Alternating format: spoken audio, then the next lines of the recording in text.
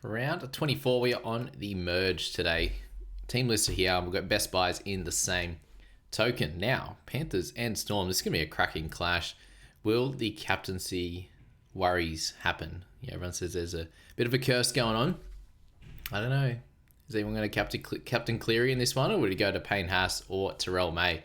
That'll be the big question mark in this one. Now, for players like Dylan Edwards, very much expect big run meters in this one. And he has been, avoidant of a couple of attacking stats, especially last week and then the second half of the game before. So expect them to come back into his game, and he may need it against the Storm for them to win. So yeah, he's still a guy to potentially look at a slightly cheaper price than he was going to be in the weeks before as well. Now for To'o, I've got him, and we'll go through that in a second here. But really, this team, the big news is Isaiah Yeo being out. So no Isaiah Yeo 13 there, and IPap keeps that spot. I'll mention him and also Lindsay Smith in the discussion there, with Alamotti missing this side there. And for Isaiah, the thoughts were definitely 2 weeks and then potentially next week. So in terms of him being a sell, we'll discuss that in the holes in the sells video. For the Storm players, Pappenhausen is out. So that's the big news here. And Nick Meaney, I'm actually not going to talk about him in this video as a best buy, because we've seen a couple of good games, but against the Panthers, it's not the correct time to buy him. And for Pap, just an annoying one, just in and out of this side, man. For Munster and Wishart, if you need a cheaper guy, Wishart's the man.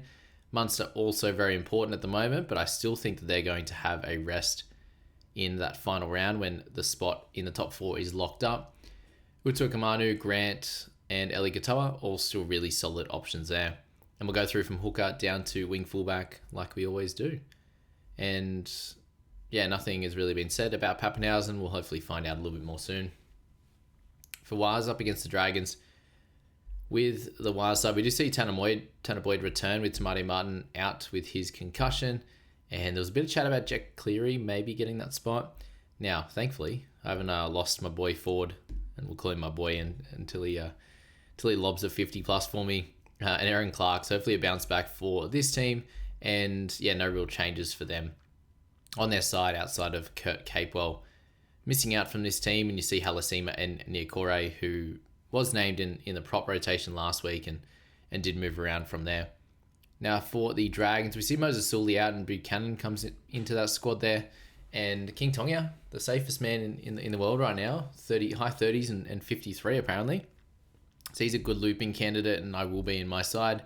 Michael Molo, who was a late out last week, returns on the bench.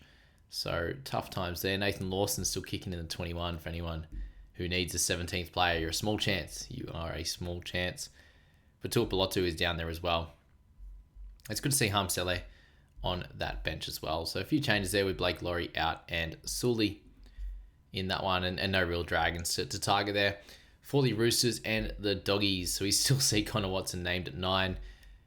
Probably will move again, but you'd expect this one to be a closer clash and hopefully a better score like we saw 2 weeks ago with him. Longi Tuaze 40, so rough. Hugo Savala seems like a safe enough play, probably for a 40 in this one. Teddy, make sure you do get him, just because we know the upside. Hopefully you miss out on last week. And Sammy Walker is the pod play in this side, with Wong out of this one and Egan Butcher stepping into that starting role here. Hopefully a Crichton decent score, and Nafahu White can get a good one out there as well. Now for the Doggies, we see Rinakama on the wing. Kiraz still at 1 with Sherry, Crichton, and then Inari Tuala. Now if Connor Tracy in the reserves ends up in this squad, we'll see probably Inari Tuala, surprisingly, come out of this side. And Rinakama's been really, really nice. So for us, as Kiraz owners, I think we want that to happen, but we will see. And then the only other guy to kind of look at in this side is Preston, and I still think that the position the Dogs are in, they'll probably will take a rest in that last week there. And Bailey Hayward gets a 9 jersey with Reid Marnie in 17, so that's sort of the interesting news in this side for the Doggies, without too much interest in anyone else there. Now for Sharkies and Titans. On the Shark side, I was really happy with Hines. We've got guys like Blake Brailey. All of these players have a bye next week, so be aware of that one. Billy Burns gets the start with Nickera out for the year. Probably not someone we want to look at for our sides in our final trades. And now the big news on the Titans side is that Keanu Kinney is in the 18 jersey, so hopefully gets his opportunity to get back in the side. And I'm not sure if it's going to be at 14 or if it will be at 1 and they move things around with AJ Brimson. Obviously, if there's going to be a late out, then that'll be easy. But you can see here Tony Francis on the wing. I'd imagine if our boy Kenny comes into the squad, he's going to be the one to make way. Mo Fotuaika comes back in, but Tino's the big one here. So he is the fun pick at in number 13 there in that mid 500. So we'll speak about him in a little bit more detail. Adam Fennell-Blake on the other side is still solid. And then Jamin Jolliffe, who, gets a few troops back. So you'd assume not 70 minutes in that one. Now for the Broncos, Karapani does return for Cobbo. And the rest of the back five stays the same, with Walsh being the up and down player we know. But we did see an absolute shellacking against the Dolphins last week. So can the Broncos do it? Benny Hunt we'll speak about in a sec as a potential option there at, I think, 449k. And you'll see Jack Goz and Jordan Ricky round out the edge position there. Seeing Reynolds, Mam, and Cobbo all out in this one. Payne Haas still a really fun captaincy option. And then for the Finns, very much similar in the front rowers and the edge, apart from Francis Molo there with Taufa and Mark Nichols in the start. And you'll see Josh Kerr and Kenny Brom in there on the bench. And hopefully some really good minutes for Kurt Donoghoe again. Would be delightful. Now, how the Broncos going to go in this one, I think it could be a lot closer. And hopefully we see a good score from Isaiah EKatoa, and Jerry Marshall-King's been solid enough. And actually, I'm going to talk about Mr. Verrills, who is just absolutely playing incredible at the moment and scoring tries. For the last few games there, Bunnies and Eels. So for the Bun side of things, Latrell does stay at centre. And in the halves, Ashton Ward partners Jamie Humphries. And Humphries didn't actually score very well last week. So it's really only the Latrell show. And then if you want to get a little bit fancy and go for a Tallis Duncan at a bit more of a reduced price, he didn't score very well last week, but he could easily go back to good scoring here. And we know he has the upside there. For the Eels, holding on to guys like Joe Ash is completely fine. Hopgood's the fun player of the week in this team. And that's about it. Moses is getting fairly cheap and he'll be interesting more next year. But still, Doueihi, Tuolangi on that bench with Talon De Silva. I wonder how many minutes Talon will get this week compared to Riley Smith, with Lockie Hubner, unfortunately, out of this side with his head knock. Now for the Tigers and the Eagles, we do see Adam Doueihi in 7, so he's going to be one of the fun picks of the week if you don't own him. And if you have any trades left, Terrell May, will you captain him or Haas? And then for the rest of the squad, it's pretty simple there. Latu Fainu in the 14 jersey. If you can sell him, like going somehow straight to try and Wishart, it'll be really, really good. Now the big change for the Manly boys is actually Ruben Garrick in the 4 jersey. So good news there, I think, to have Lehigh Hopwade in the wing, on the left wing, and then Turbo at the back as they start to get into a couple of these easier clashes there. So I'm excited to see how that game plays out and if those two can do a really good job there. So that's where we're at with those fellas. Wouldn't be going out and buying Garrick or Turbo, I don't think, but if you're holding on to them, you're hoping that it's a much better kind of situation with Jake Trebojevic out with his head knock that he had last week. Hopefully he has recovered well. And to finish it off, Cowboys and the Knights. Still the main sort of fun play. You got Dearden, you got Drinky Drinky's at a very reasonable price, and Dearden that bit higher, but I think he can have a pretty good game here against the Knights at home as a bit of a bounce back type guy. It's great to see Tamalolo back the last 2 weeks there. And then for the Knights, you've got Dane Gagai back in the centres, which is pretty frustrating if you bought him, with Connor Vitano debutising there in the 1 jersey. So that'll be interesting to see how that one plays out. A little bit of something different because we're not seeing too many changes to squads at this time of the year. You got Kaipis Paul, still a really good pick. Jermaine McEwen, a good one last week there at a reasonable price. And then Jaden Brailey, big tackle numbers. May not be the same this week, but do expect good minutes again with Phoenix Crossland out of this side and Matthew Arthur in the 14 jersey. And then Cohen Hess, doing so well last week, is gone from this side. So not too much on the changes side so far in the who's not list, with Latrell up 0.5%, given it's Tuesday night. Adam Doueihi, Tedesco, Carrigan, Kaipis Paul, and Hopgood, plus Sam Walker, all the bigger bring-ins this week, and that makes a lot of sense. Now for the hookers there, Harry Grant just performing very, very well. You can see here 4 weeks in a row, 50 plus with a 73 in there. Getting line breaks, getting line break assists, try assists there, doing some good work there. And for 3 of the 4 games, I think he's going to perform well. It's more just the one game that I think they'll rest. They're pretty well locked up in that top 4, and it's going to be great for them. So Harry, fun pick, but just be aware that if you're more of a head-to-head play, I think the next 3 weeks he's still one of the better scorers. And if you're looking more overall, he could help you, but he could also hinder in that last week, especially if you're down to like your last trade or something. Blake Brailey has been very, very, very, very good, and 62, 58, 54, a couple of 70s in there. So he's got all the upside, whether it's just in tackling or if it's in the running side.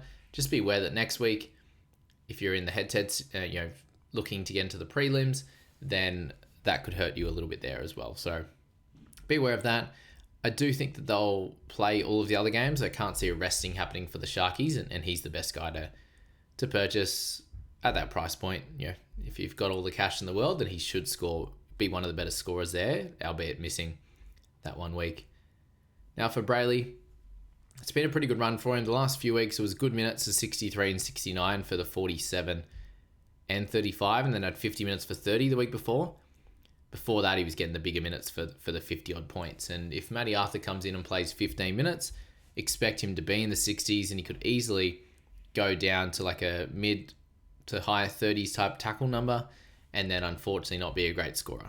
So at 531, he'll do a job, but you're kind of hoping that he can get a big tackle number and do some good work there. But it's hard to know if that will come.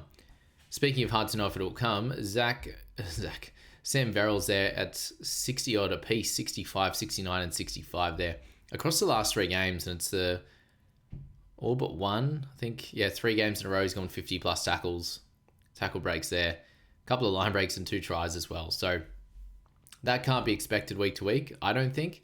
And a 637k, it feels risky, although the 3 games in a row can fill you with some type of confidence. I just don't think that you can jump on him. Kurt Donoghoe, I bought last week, 55k. He didn't lose any cash in this one. And just the lower minutes in an absolute thrashing. So expect him to get back to some better scoring, at least in the 40s, but a good chance of in the mid to high 50s as well. So don't be too thrown off on last week. I think the minutes will come back and he should go back to better scoring. Paddy Carrigan, 675. How we're looking this week as well, team, is there's not really many highly owned guys that are out this week, and people are getting Tino back, which is good. Well, for other people that do own him, but you may not need to trade this week, so just use this as keeping up to date, following along, and seeing if you need these guys over the next couple. And is there anyone at a certain price point that you can get that will work for you? P.S. How good was the Mitchy podcast? Hardly any fantasy talk. So much fun though. So I was having a laugh listening to the podcast. I was out and about and had a big smile on my face and laughing out loud a little bit. People would have thought I was silly, but Carrigan, a great safe pick, mid-50s, high 50s, expect it week to week, especially with their bench. Now Hopgood at 546, he's someone that's definitely well inside my range to sell from Hosking, and we saw really good minutes on the weekend. End up with a 62 and 65 minutes there. The 2 weeks before, the PPM was a little bit down. So if you can work hard like this, get the decent run meters, which we finally saw. Third game, all year that he went over 100 meters. So if that's in his wheelhouse, then we know he will score over 50. So a fun pick, dual position, should play every game. He'll be great at 546, the best in that price point. Lindsay Smith at 683. You just kind of somewhat know what you're going to get scoring wise with him, especially with Isaiah Yeo out. He should come in and continue doing well. Picked up a try on the weekend for his 56, but had the lower minutes. So it's probably more of the fact that he didn't need to sort of come back in the end. They were getting smashing him, and probably knowing that Yeo was going to be out. I expect him to play pretty big minutes in this clash up against the Storm.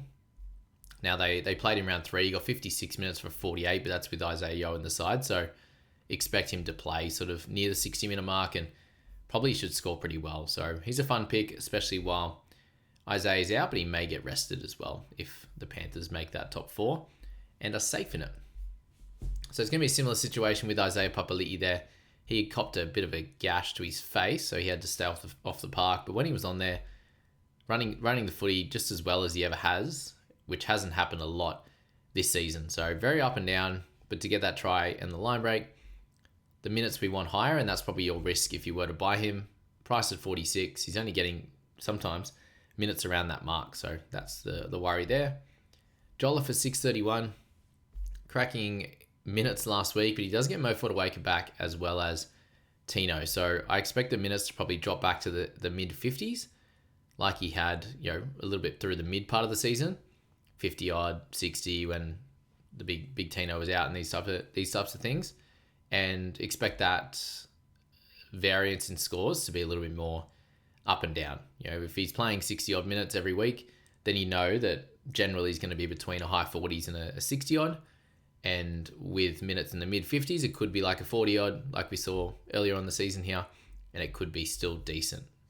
Price at 631, price at 47. It's still an okay pick there, but I think with the two guys back, it does hurt him a little bit. And if you own, you're not too stressed, but buying for your last trade, is it worth it? I don't know, it probably feels a bit safer than buying Stefano, even though he came out with another really nice score of 51. He's gone 3 back to back. I don't know if it's possible for him to go 4, and if he does, I'm going to tip my hat and say well done to you, Stefano Utoikamanu. Very, very impressive what we've seen from him, and still very, very low ownership of only 0 people in the top 100 and 0.1% of the top 1,000, but do expect a rest from him as well. Tino at 563. Similar to when we go through Latrell, he's a bit of the unknown, the wild card. And the question is going to be, does he come back fit and firing and scoring well? Or does he play like a 40-odd minute role and it can be a little bit worrisome? That's probably my thing, and I think it's a good idea to sort of watch this week. But if you don't really have that luxury and you have too many out and you're like, Tino's back, I think you can play him with some load of confidence there. Adam at 614, just be aware of the bye next week. And he looks, much better in the last couple of weeks there. 58 and 55, pretty good minutes. So expect, I think, back to some decent scores in the 50s and at a really nice price. If he didn't have the buy, I'd say he's pretty close to the best pick in that near 600 price point. So yeah, keep that in your mind if you do own him, that Jamie's got your back and he thinks your boy will do pretty well. Kaipi's Paul, I still have him up as a top pick this week. Ended up with that try saver for 53, 48 tackles, only 62 run meters. Was actually his lowest of the season. So that should jump back up, and expect him to go closer to that 60, 61, and the 71 there with that try that he had in the 3 weeks before. So he just looks really, really nice out there, and it kind of was a weird second half with so many points. Unfortunately, it looks like this 4 games that they have, it should be a pretty decent spot for him, and I expect him to be one of the better scorers to finish out the year. EKatoa, I think in this scenario, you just pick Kaipi's Paul for these guys, but he looked really great running the footy, and I've really enjoyed what I've watched and seen out of him out of the last 2 weeks. It was a bit of a weird one versus Roosters, but defensively he looks good, and he's running up, still in big meters, 140 plus across those 2 weeks. So a fun pick still, but just be aware of the the resting risk.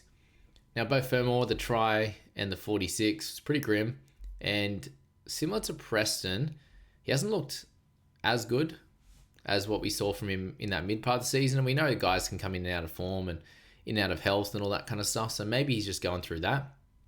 But the tackle numbers are 25, and even to finish out that game, you'd kind of engage in like a second or third man into the tackle, and then you kind of just walk off, go back to the mark. So that kind of stuff's worrying for someone like him, where you do need him to have that mid to high 30s tackles, and a lot of time it's not coming. But at centre, I think now that we've got Adam Doueihi on the train, I think you buy him over both Fermor, definitely. Now for Jacob Preston, 670, just saw another 40 odd, 46 on the weekend. Come off a couple of 60s with 2 line breaks though, and that 1 try. So just all up and down, and still definitely go for Kaipi's Paul over Preston. I think they'll rest as well. Jermaine McEwen, 410. He's got very low break even after the great score. The footy ended up with 50.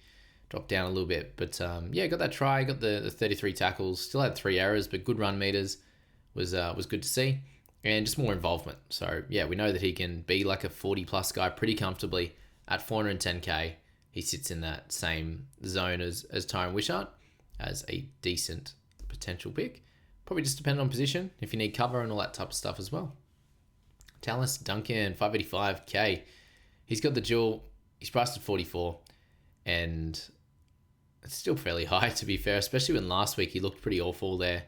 Did pick up the 40, got 32 tackles, but 6 misses. He just hasn't had that apart from, I can't believe that, 39 minutes off the interchange for a dirty 7 missed tackles. So it was pretty much a lot better than the Jackson Ford game, but just an outlier in terms of missed tackles. And I think he'll be back to a better score. And up against Para and Dragons before that bye, I think he's the under 600Ks. He could be a little bit more of a point of difference type guy to Hopgood and would have more upside in terms of tries, but we'll see how it plays out. Adam Doueihi, named a 7, so a pretty important pick this week, and I'm glad I already own him. That 82 is incredible. Big kick meters. He's going to run the footy enough as well. Tackles will come. Won't be as much as in at 13, but he's got goals. He's just got everything, and the run they've got is Manly, Cowboys, Canberra, and the Titans, so it's really nice and a great price point there, so jump on. Sam Walker is the point of difference guy. Just a tick under 600k. Shouldn't get a rest for the last 4 weeks there, and kind of has 2 decent clashes and 2 pretty tough clashes in Doggies and then Melbourne in there. But since he's come back into the side, it's been really nice for him. He's got this year in 2025, scroll down too far, 31 in that first one with a sin bin, then 49, 53, 50, and 69. So a great spot. He's going to get his goals. Will they win well this week is the question, but he's getting his try assists. He's getting some base. So overall, I think that you should expect somewhere near that 50 for him with upside. Now, Benny Hunt at 449. How cheap is that for the man? So you saw here at the beginning of the year was 5/8, but since he had to step into that larger role at the back end of this game, he ended up with 41. So good tackle numbers, ran the footy a bit early, and then had to do some kicking later on. Now, expect for him, you can see these halfback stats at the Dragons. He's playing with Billy Walters, so kicking meters will probably be split, or I'd say 75 to 25%. And we know that Ben Hunt can have 50s in his game. So at 449, coming up against Dolphins, Newcastle, Cowboys, and then maybe arresting Melbourne when they need to win games, I don't think it's the worst out at all at 449. So if you're interested in that, I wouldn't push you away from it. It's going to be up and down. It's going to be all over the shop, but it could work out for you. Now, Wishart at 408, do you pick him over Ben Hunt? Maybe. He looked great last week, and there's definitely no reason why he can't keep going on with that. So getting tackle numbers in the high 20s, and then a decent amount of kick meters there. He's going to run the footy. He's going to have attacking opportunities in a really good side. Now, is this week the correct week against Penrith? Who knows? They've got a pretty tough run. Doggies, Roosters, and Broncos, who Roosters and Broncos will be playing for spots in that top 8, and then Canterbury fighting for a spot in that top 4, which looks fairly kind of safe for now. But yeah, he will have good games. They're in a good team, so it shouldn't matter too much. Munster, 654 for him. He is just still in a good spot. I think he's going to continue to do some good work there. He had the try assist. He's running the footy. He's up near that 100 meters there. He's offloading as well last week.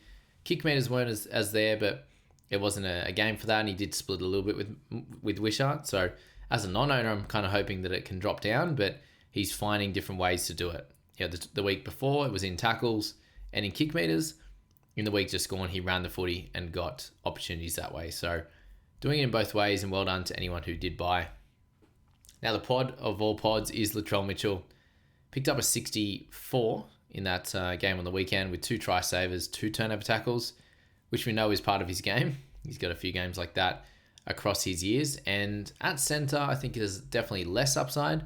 But when you've got Parramatta and you've got St. George over the next 2, really, really fun for your head-to-heads, and could make or break seasons at a price that you can get to if you've got cash in the bag from mid 500s guys and above.